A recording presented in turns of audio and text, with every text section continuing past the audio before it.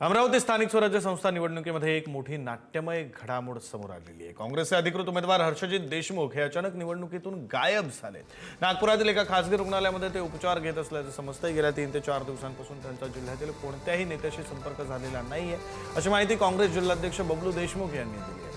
या अनपेक्षित प्रकारामुळे राजकीय वर्तुळात उलटसुलट चर्चांना उधाण आलं असून काँग्रेस आता या निवडणुकीमध्ये वंचित बहुजन आघाडीचे उमेदवार निलेश विश्वकर्मा यांना पाठिंबा देण्याची दाट शक्यता आहे। या संदर्भात वंचित आणि काँग्रेसच्या वरिष्ठ नेत्यांची बोलणी सुरू असल्याची माहिती सुद्धा समोर येते आहे। उमेदवार रुग्णालयात भरती आहे हे मलाही तुमच्या लोकांमार्फतच कळलं, कारण तो 3-4 दिवसापासून गेला, संपर्क नाही। फक्त पीएशी संपर्क करते, माझ्या असो की बाकी नेते लोकांचे असो, आणि त्याचा माझं अजून 3-4 दिवसापासून असं थेट बोलणं झालं नाही। अजूनपर्यंत वरून काही असं आम्हाला आलं नाही, आणि आज आम्ही सर्व नेते लोक जिल्ह्याचे बसतो आणि त्याच्यावर काय निर्णय होतो वरच्याला कळवतो। वरते जे निर्णय घेतील ते आम्हाला मान्य राहील।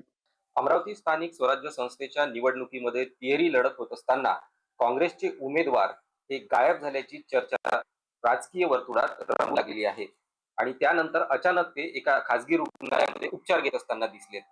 याच विषयी बोलण्यासाठी आपल्यासोबत यशोमतीताई ठाकूर आहेत काँग्रेसच्या। ताई, काय सांगाल, तुमचे उमेदवार विड्रॉलच्या दिवसापासून तर आतापर्यंत हे प्रचारात दिसून नाही राहिले?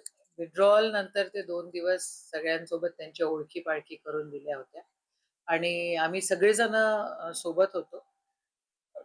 नवखे होते थोडेसे, पण त्यांना निवडणूक लढायचीच होती आणि म्हणून त्यांनी तो अट्टहास केलेला होता। पण आता 2 दिवसानंतर नागपूरला जातो म्हणून म्हणाले आणि आता आज तर टीव्हीवरच दिसून राहिले।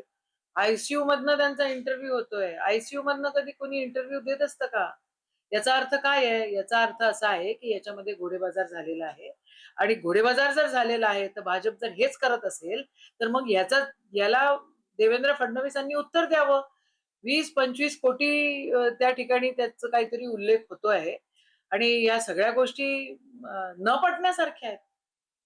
आता पुढचं पाऊल का काँग्रेसचं असणार आहे? कारण उमेदवार रुग्णालयामध्ये आहेत आणि वंचितला देखील तुम्ही पाठिंबा देण्याची अशी चर्चा एकंदरीत राजकीय वर्तुळात रंगू लागली।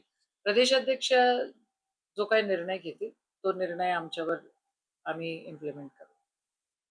कॅमेरा पर्सन छगन जाधव, पुढारी न्यूज, अमरावती।